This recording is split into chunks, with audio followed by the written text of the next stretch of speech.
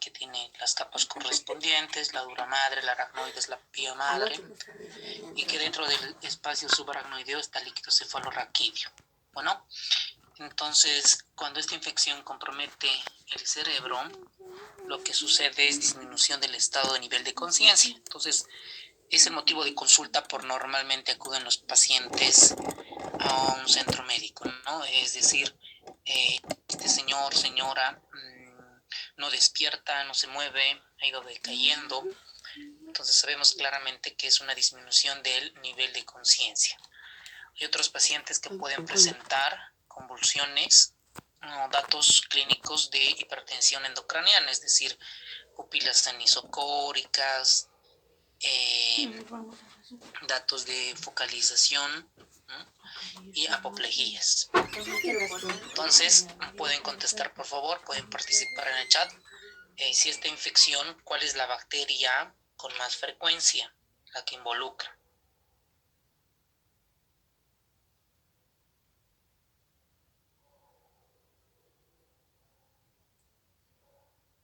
Streptococcus pneumoniae.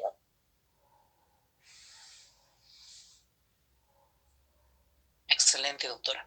Bueno, debemos recordar que dentro de la epidemiología, estos son datos de los Estados Unidos, es decir, de Harrison, que está más de 2.5 casos por cada 100.000 habitantes, y esto es el agente etiológico, ¿no? Estos deben de recordar.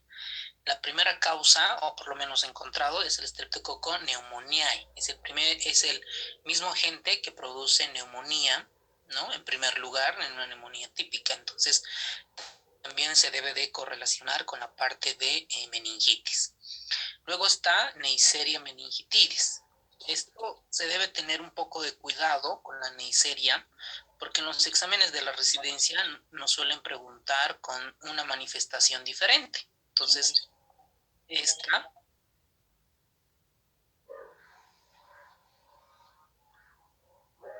35, 30, 80. Ok. Bueno, entonces, como les comentaba, deben recordar el primer agente, ¿no?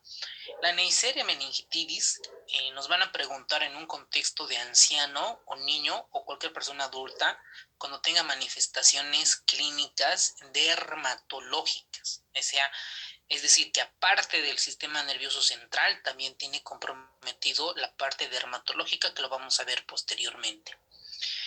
La Neisseria meningitidis es el microorganismo causal de la epidemia recurrente en cada 8 a 12 años. Entonces, si hay una epidemia recurrente, recuerden que el agente es Neisseria meningitidis. Entonces, acá es Streptococcus pneumoniae. Recordar que para la Neisseria meningitidis, las manifestaciones dermatológicas. ¿Cuáles son factores de riesgo? Dentro de los factores de riesgo, por lo menos para el Streptococcus pneumoniae, tenemos el antecedente del paciente que haya presentado neumonía por neumococo. ¿Okay? Sinusitis, otitis media, también por neumococo. Alcoholismo, diabetes, esplenectomía, hipogamaglobulinemia, ¿no? En pacientes con deficiencia del sistema inmunitario humoral. Traumatismo craneoencefálico, específicamente a las fracturas de base de cráneo, importante, factores de riesgo. Y la mortalidad, a pesar del uso temprano de la antibiótico-terapia, sigue siendo un poco alta, del 20%. Entonces, acá, factor de riesgo, neumonía por neumococos, correcto. Sinusitis, otitis media por neumococos. La hipergamaglobulinemia, ¿no? Es la hipo, la disminución de los anticuerpos.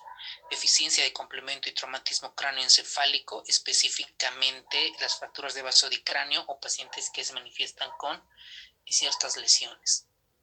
Entonces, miren esto. Es una meningitis bacteriana aguda, el paciente donde presentan estas zonas. Miren, petequias, zonas purpúricas. Entonces, creo que ya saben la respuesta, ¿no? Streptococcus pneumoniae, Neisseria meningitidis, Streptococcus del grupo B, Listeria monocytogenes, Haemophilus influenza de tipo B. Entonces, cuando nos mencionen un paciente o una imagen que presentan zonas purpúricas, ¿no? Petequias, pues vamos a irnos a la Neisseria meningitidis. Si bien actualmente ha disminuido la meningitis por Neisseria meningitidis es gracias a la inmunización, a la vacuna que recibimos. Bueno, la aparición de petequias de zonas purpúricas es sugestiva que nos pueda desarrollar este agente etiológico. Como ustedes ven en la imagen, miren las zonas azuladas, violáceas, que es la púrpura, ¿no? Es una zona purpúrica que básicamente dentro de la fisiopatología está asociado por deficiencias de componentes dentro del sistema de complemento, incluido la properdina, que son susceptibles a infecciones meningocócicas. Entonces, paciente con alteración humoral, hipogamaglobulinemia de Butrón, otros diferentes tipos de hipogamaglobulinemia, es decir, los anticuerpos no están funcionando de manera correcta, es un factor de riesgo para Neisseria. ¿Okay? Ustedes recuerden que teníamos acá, ¿no? Dentro de los factores de riesgo, la hipogamaglobulinemia. Bueno, de cualquier etiología. Entonces acá la respuesta es Neisseria meningitidis.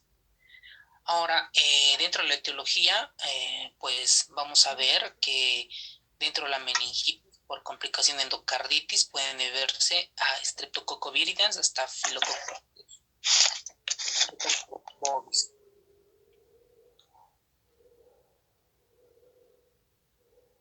Ok, ya desactiva el micrófono. La listeria monocitogenes, esto no han sido preguntados mucho en los exámenes de la residencia, así que lo vamos a pasar por alto.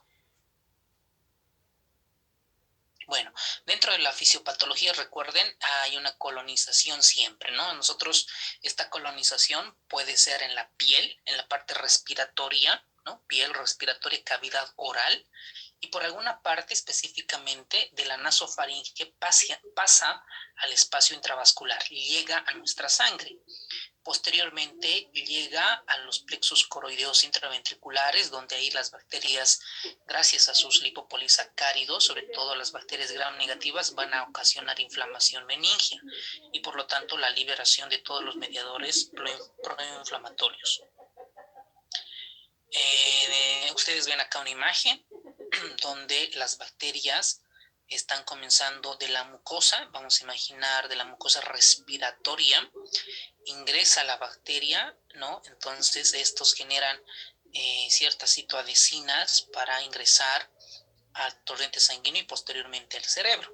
Dentro del cerebro ocasiona inflamación, esto principalmente va a ocasionar el edema.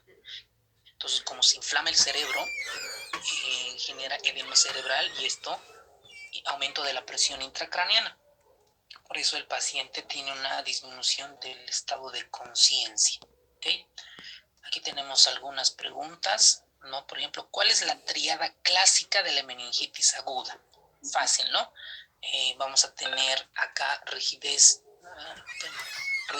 de nuca, ¿no? El paciente, el cuello no se lo puede mover fácilmente, la fiebre y alteración de conciencia. Esa es la tríada clásica de una meningitis aguda.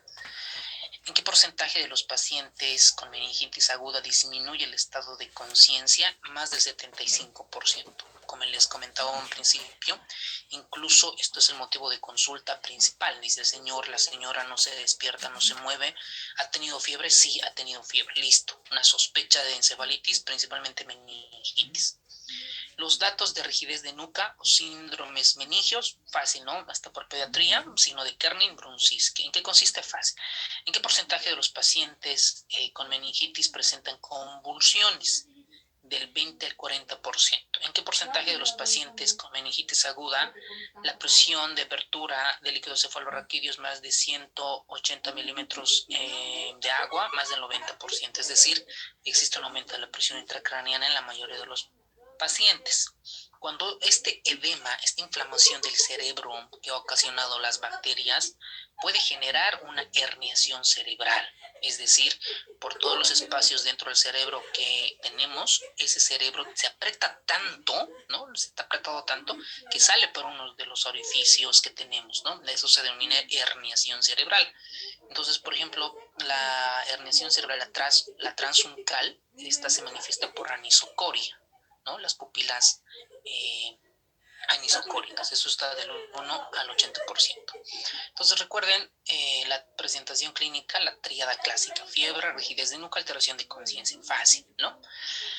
Ahora, el 75 de los pacientes, el porcentaje, van a tener el estado de disminución del estado de conciencia. Esta puede ser desde letargo hasta coma, ¿no? Un Glasgow de 3.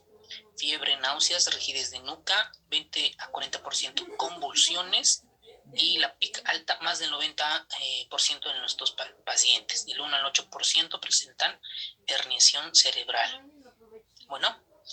Bueno, les toca, es su turno, doctores. Pueden contestar en el chat.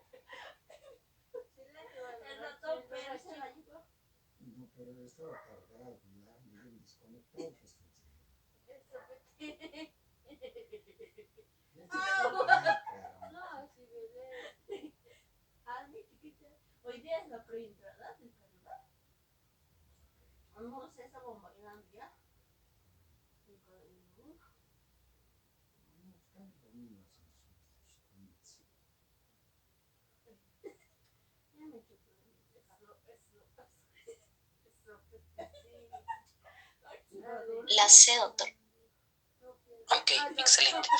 Entonces, un paciente que llega a la consulta, ¿no? O un caso clínico en el examen, nos preguntan, paciente de Cochabamba, de Santa Cruz, de La Paz o whatever, entonces nos dicen, ¿no?, que presenta disminución del estado de conciencia, fiebre. Lo primero que nosotros debemos hacer es una tomografía, ¿ok? Para descartar que no tenga sangrado, datos de hipertensión endocraniana, ¿ok? Recién en el tercer paso le hago una punción lumbar. Bueno, ¿para qué? Esa punción lumbar nos va a ayudar a ver si es infección viral, bacteriana, tuberculosa u otra, o no es infección. Digamos que es un tumor que ha ocasionado la hipertensión endocraniana. Entonces debemos solicitar un citoquímico. Eso nos va a ayudar a nosotros a ver cómo están los leucocitos, la glucosa, las proteínas, un citológico y sobre todo los cultivos y el panel viral. ¿Okay? El panel viral sobre todo nos va a ayudar a ver si es una encefalitis, porque recuerden que la encefalitis sobre todo es viral, por herpes simple, mientras que la meningitis es la meningitis bacteriana, pues por bacterias, pero ahí va el estreptococo. Entonces, por eso el tratamiento es un poco difícil por clínica valorar una encefalitis versus una meningitis, ¿ok? Porque la encefalitis, cuando uno ve a un paciente y dices, la macana, ¿qué es esto? ¿Una encefalitis o una meningitis? El estado de conciencia también en la meningitis está, pero la encefalitis tiene más alto. Perdón, hay una pregunta.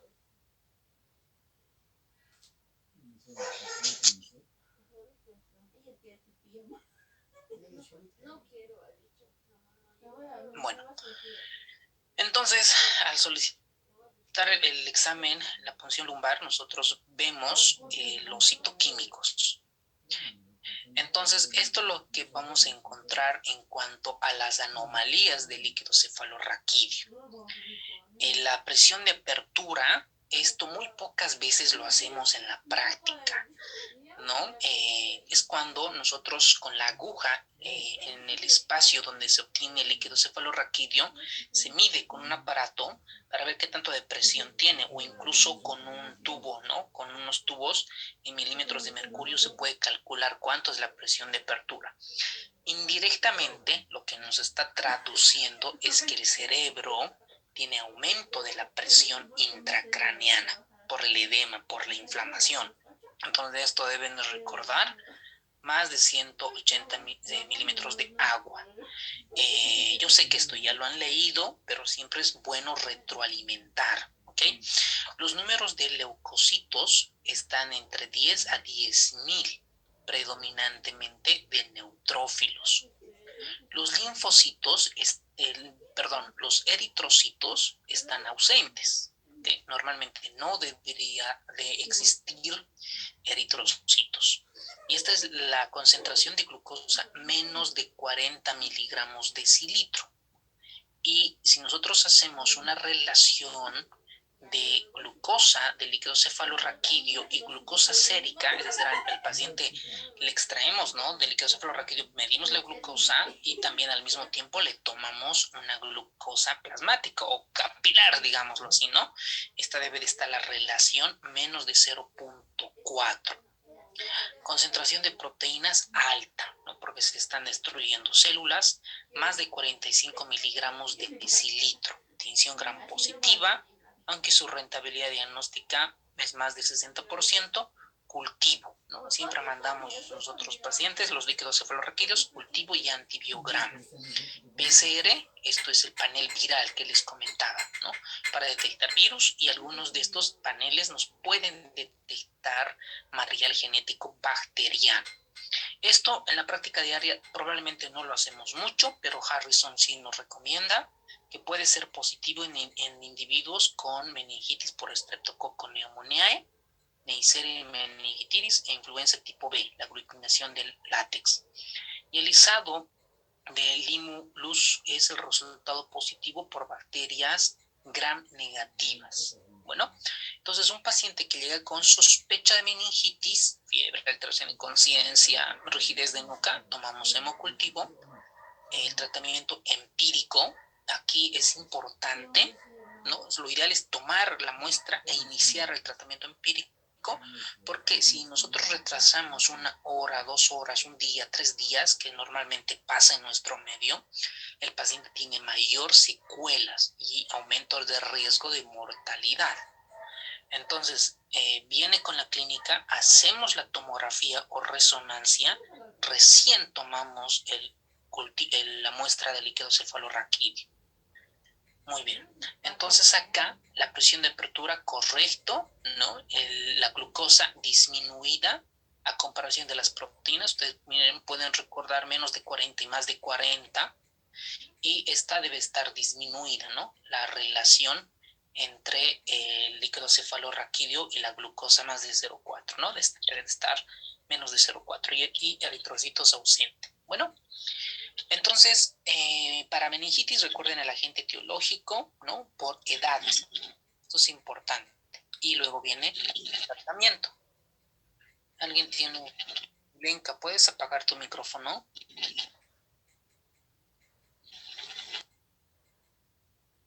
Gracias. Entonces, esto va muy correlacionado con el agente etiológico. Menos de un mes de vida, el tratamiento es ampicilina. Esto es empírico, ¿no? Porque esto debemos desescalar con el cultivo. Ampicilina y cefotaxima.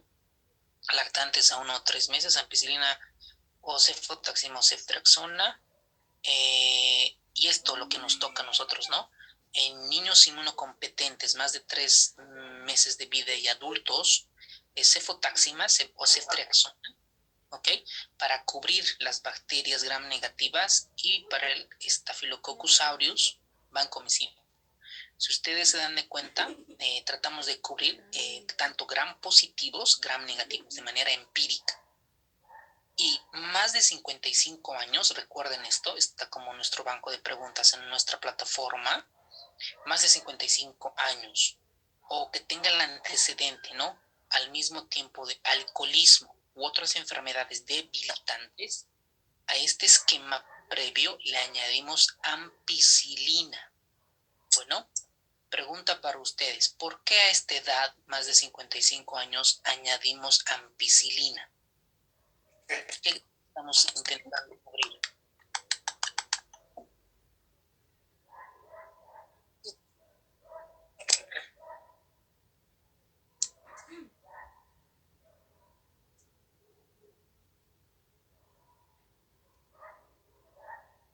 Neisseria meningitidis, doctor. ¿Otra opinión? estreptococo del grupo B. No, otra. Listeria. Bueno, sí. Ok, perfecto. Entonces, un paciente que viene con meningitis de origen nosocomial en el hospital, cubrimos con AMPI, ceftazidima. ¿Por qué? De esta cefotaxima o esta cefalosporina tercera generación, no saltamos a un antiseudomónico. ¿Okay? Cubrimos con ceftazidima o meropenem y continuamente la vancomicina por el Staph aureus. Bueno, entonces, una vez que nosotros vemos el paciente y le realizamos la punción lumbar y tiene datos clínicos y sobre todo laboratoriales que ya vimos, debemos hacer nuestro diagnóstico diferencial. Para esto, ¿qué nos ayuda? La tomografía, ¿no? La tomografía nos va a ayudar si es un empiema, una hemorragia subaracnoidea, meningitis química, esto por laboratorio, o puede ser otras infecciones, por ejemplo, por tuberculosis, que es frecuente en nuestro medio. El tratamiento es una urgencia médica. Entonces, ¿qué tan rápido debemos administrar? En los primeros 60 minutos tras la llegada del paciente a un centro médico. En la práctica diaria, nosotros usamos todo lo que nos dice Harrison, en base sobre todo a las guías, ceftriaxona, ¿no? Vancomicina, esto de menos de 55 años, más su corticoide. ¿Okay? Y cuando nosotros decimos, este paciente puede tener herpes, encefalitis, porque las encefalitis son virales, añadimos aciclovir, ¿no? De manera empírica.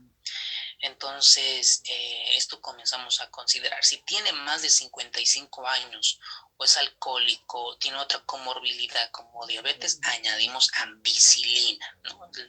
Es el manejo correcto. La doxiciclina en pacientes con temporadas de garrapatas, esto es más para Estados Unidos. Y la ampicilina, lo que ustedes han contestado. Con la ampicilina nosotros cubrimos Listeria monocitogenes. ¿En quiénes vamos a usar AMPI? En menos de 3 meses, ¿no? La edad pediátrica, y en geriatría, más de 55 años. ¿Ok? O en un paciente que nosotros sospechemos alteración de la inmunidad celular. Ustedes, ok, inmunidad celular, linfocitos TCD4, TCD8, VIH, ¿ok? Entonces yo comienzo a analizar. En pacientes con VIH es otro mundo, ¿no? Porque ahí entran los hongos, las micobacterias, histoplasma, criptococo, es otro mundo, el mundo alucinante de la infectología, ¿ok? En pacientes que nosotros sospechemos que a la vez tengan otitis, sinusitis, mastoiditis sobre todo, está indicado añadir metronidazol. Y la ceftazidima o los carbapenémicos como el meropenem, el imipenem, esto sobre todo en pacientes de neurocirugía, ¿no? Meningitis nosocomiales, sobre todo para cubrir pseudomonas aeruginosa. ¿Okay?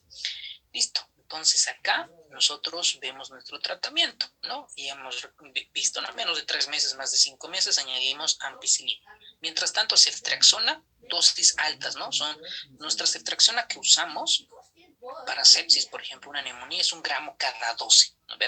Para neuro es un poco más alta porque necesita penetrar al cerebro, 2 gramos cada 12 horas, ¿no? Lo mismo con la banco, dosis altas, ¿no? Listo, ¿no? Ceftriaxona banco y su aciclovir y su corticoide, su dexa.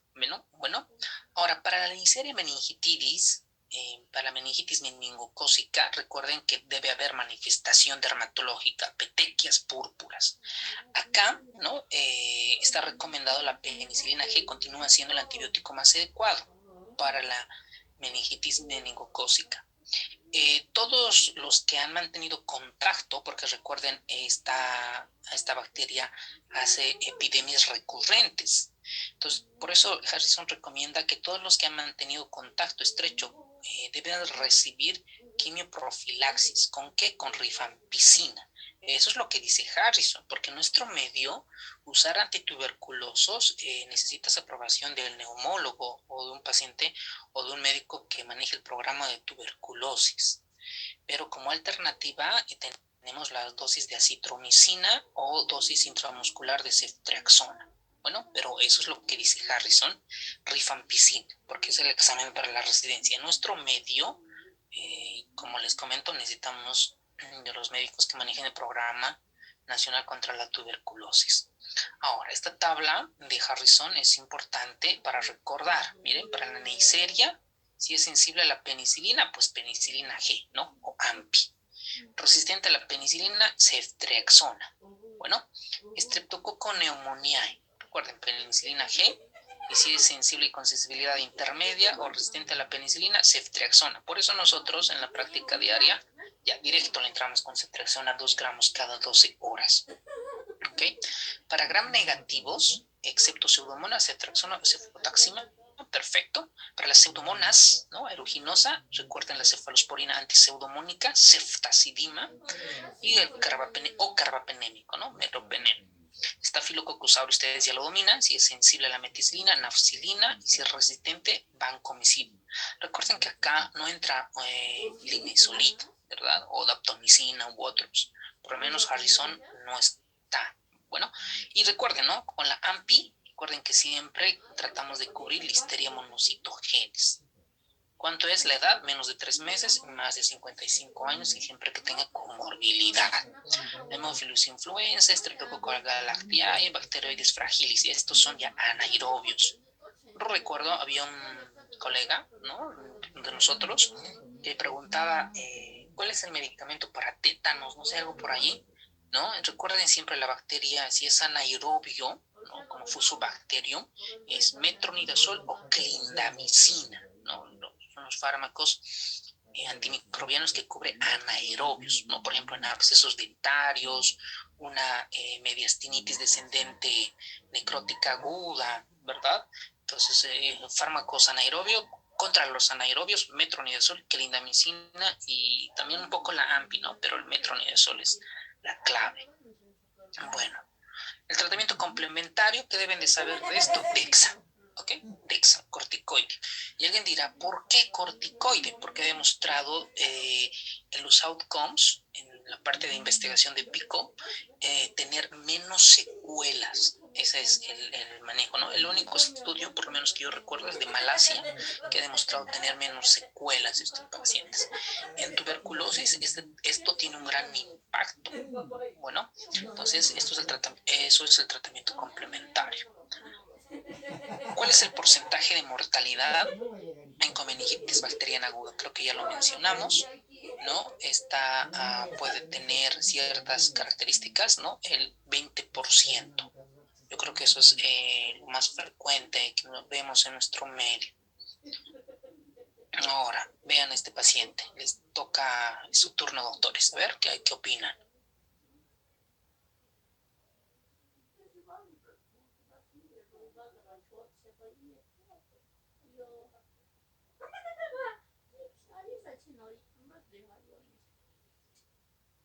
Poneme mi diente.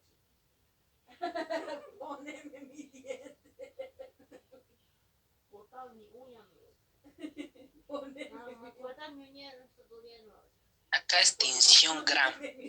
Tinción Gram.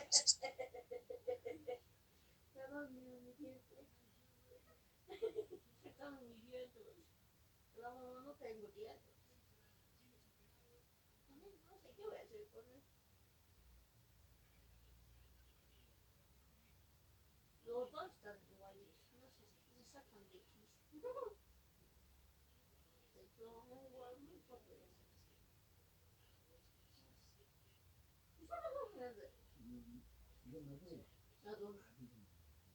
Ay, sí, pues igual te vas a La veo. Ok, bueno. Esta pregunta, miren, veamos, analicemos. Paciente masculino de 63 años, ok, ya es más de 55 y aparte tiene diabetes, o sea, de hecho, AMPI, ¿no? Y nuestro tratamiento es ceftriaxona con banco, ¿ok?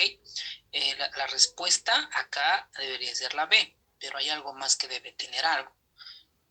¿Por qué nosotros damos ceftazidima? Porque el paciente debe ser intrahospitalario o neuroquirúrgico. A ver, veamos qué más dice. Acude a la consulta por fiebre, escalofríos, cefalea, temperatura, fiebre, fotofobia. No dice nada de un antecedente neuroquirúrgico o intrahospitalario o nosocomial, como quieran denominarlo Harrison. Entonces, estoy de acuerdo con la doctora, es el inciso B, la respuesta. Si este mismo caso clínico nos dijera, tiene el antecedente de una neurocirugía o estuvo hospitalizado por un absceso, ¿no?, neuroquirúrgico o algo así, pues probablemente la respuesta sería el inciso D. Pero en este caso, estoy totalmente de acuerdo con la doctora, es el inciso B. Bueno, claro, claro. En el cuadro también menciona para pacientes neutropénicos. Ok. A ver, veamos el cuadro. ¿Dónde está? Sí, es una pescadita, ¿no? No había visto ahí los porcentajes. A ver, veamos. No, ¿en qué cuadro está, doctora? Ceftazidima. En el cuadro 133.1. Creo que no tengo el cuadro en la presentación. ¿Nos podría leer específicamente qué dice? A ver, dice meningitis de origen nosocomial, postraumática después de cirugía neurológica, pacientes neutropénicos o sujetos con deterioro de la inmunidad de tipo celular. Excelente. Esto aquí no hemos, ¿no? Esta parte de neutrófilos es súper importante lo que dice la doctora, ¿no? Entonces, probablemente, no, bueno, nuestra bibliografía, una pregunta muy, bueno, rebuscada, y específicamente en los neutrófilos, ¿verdad? Entonces, alteración de la inmunidad celular, ¿no? Ahí está la clave. Entonces, este paciente sí, evidentemente, tiene una alteración de la inmunidad celular. Buenísima pregunta, excelente esta pregunta.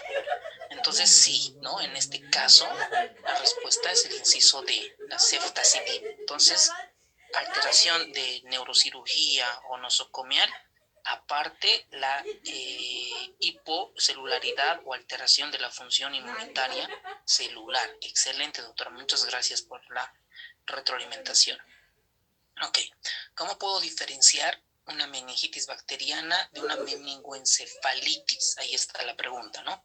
Comenzar a diferenciar de bacteriano, o sea, una meningitis versus una encefalitis. ¿Qué variable deberíamos de tomar en cuenta?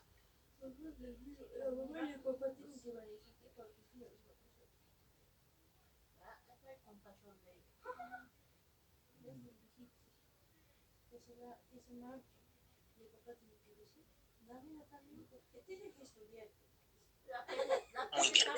Entonces el paciente llega al centro médico con cefalea, fiebre, rigidez de nuca. Vemos si tiene alteración mental. Si dice sí, nosotros podemos sospechar que pudiera tener meningoencefalitis, alguna lesión ocupativa como masa tumor, y por lo tanto obtenemos las muestras de sangre para hemocultivo y administramos antimicrobianos en base empírico a la edad y a la comorbilidad.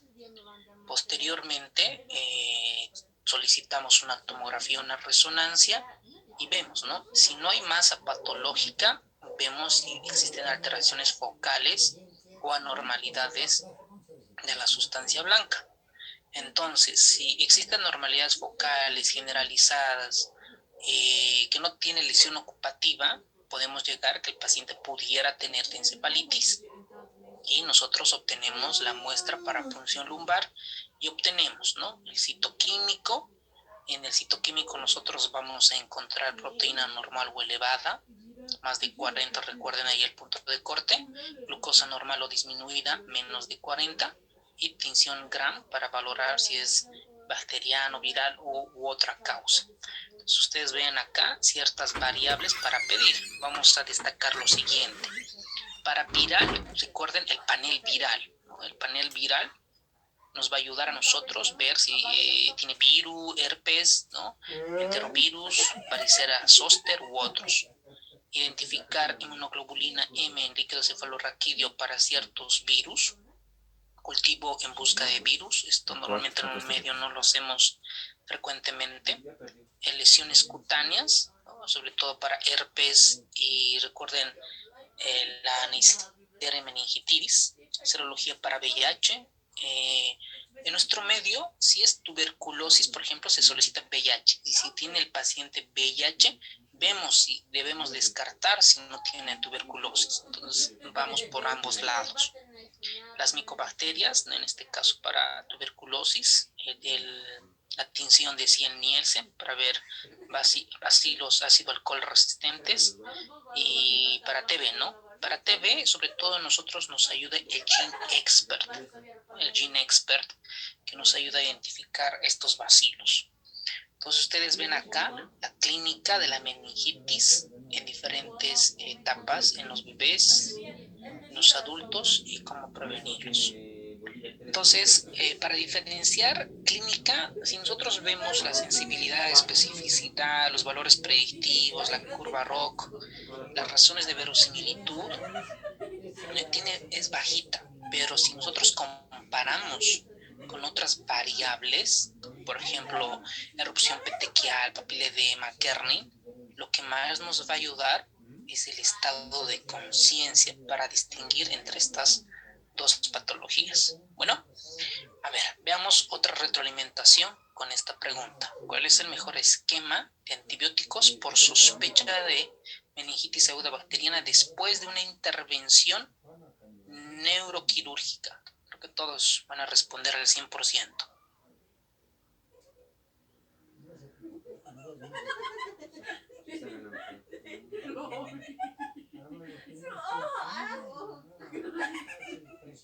Es que mi manito narco, monitor de ya. ¿El chico lo lavó o ya cambió? Yo te agarro de la espalda y mi hijo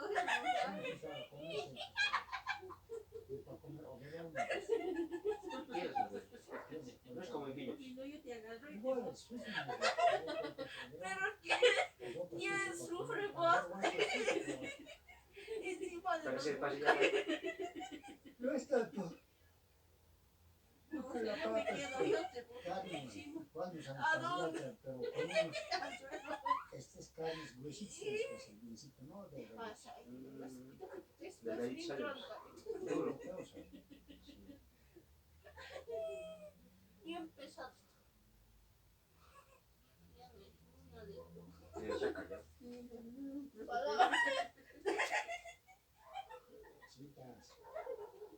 Ahora permite tocar. Un bronx. Ya no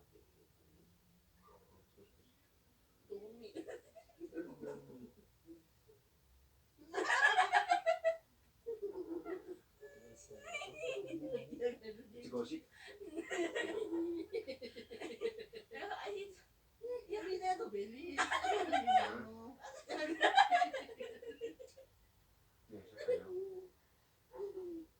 Muy bien. ¿Cuál es el mejor esquema empírico para un paciente con meningitis, 65 años y con antecedente de alcoholismo?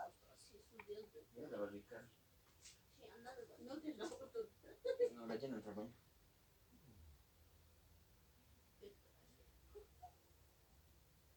Inciso D, doctor. La C, doctor. Muy bien. A ver. Ok, ¿no? El mejor esquema, 65 años, antecedente de alcoholismo, el inciso C. Recuerden, la CEFTA es para pseudomonas. ¿Okay? Muy bien, eso es con relación a la endocarditis. Vamos a, perdón, a la meningitis. Vámonos a la endocarditis. Muy bien, pueden ir contestando, por favor.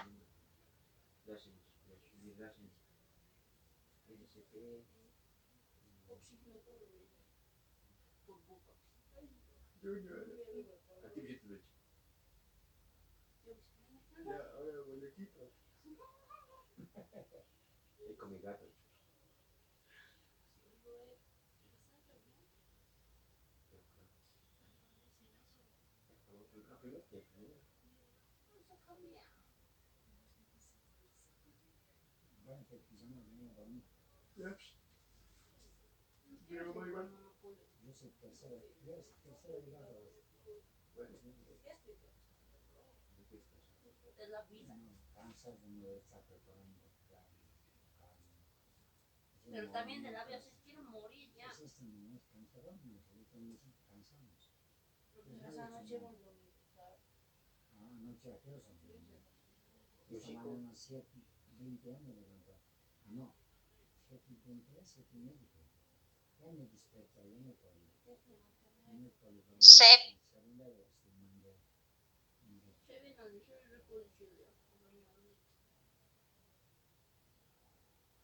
Anda para allá, bobo, anda para allá, anda para allá. Que mira, bobo, que mira. No sé cuándo salió entonces para el baño. Y su hijo de meses se hace las burlas de él, ¿no? Nada, flojera tendría que levantar. Mierda esa, güey. Muy poco me estoy hablando.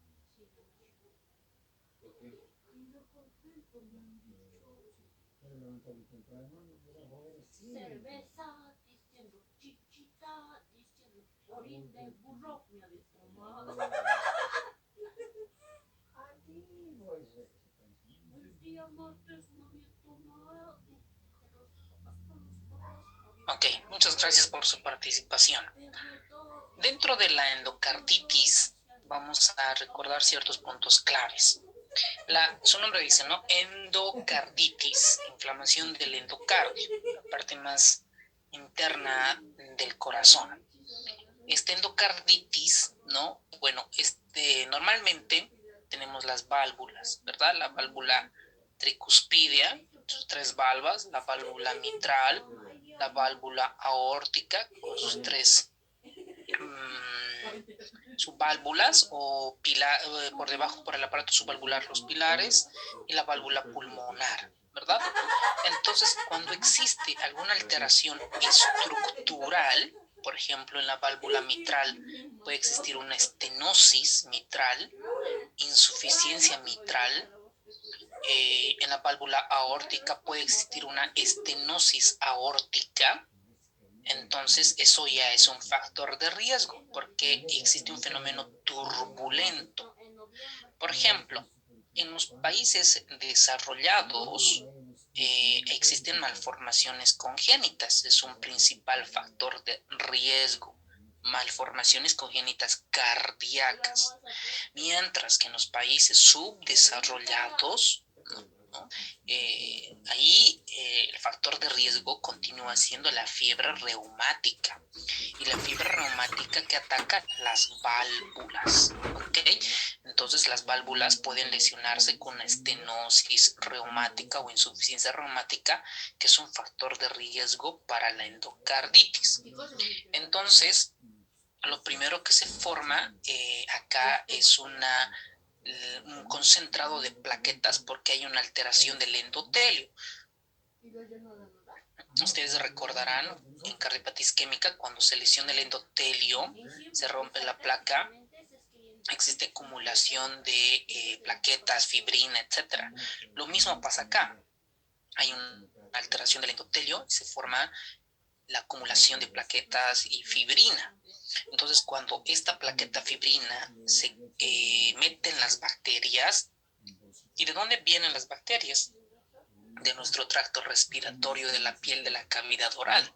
Eso pasa al torrente sanguíneo y obviamente estas vegetaciones trombóticas no bacterianas ya se convierten en bacterianas.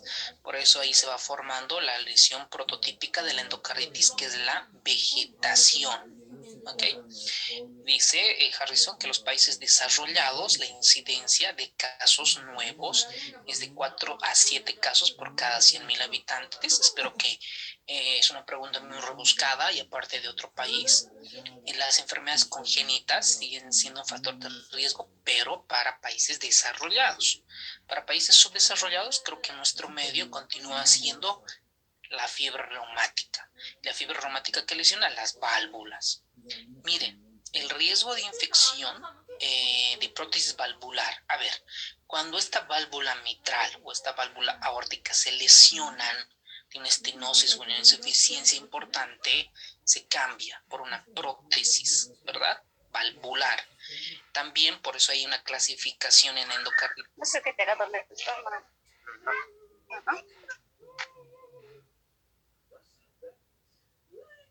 Por eso existe una clasificación de endocarditis en válvula nativa, es decir, en estas válvulas que no fueron cambiadas, o en válvulas protésicas.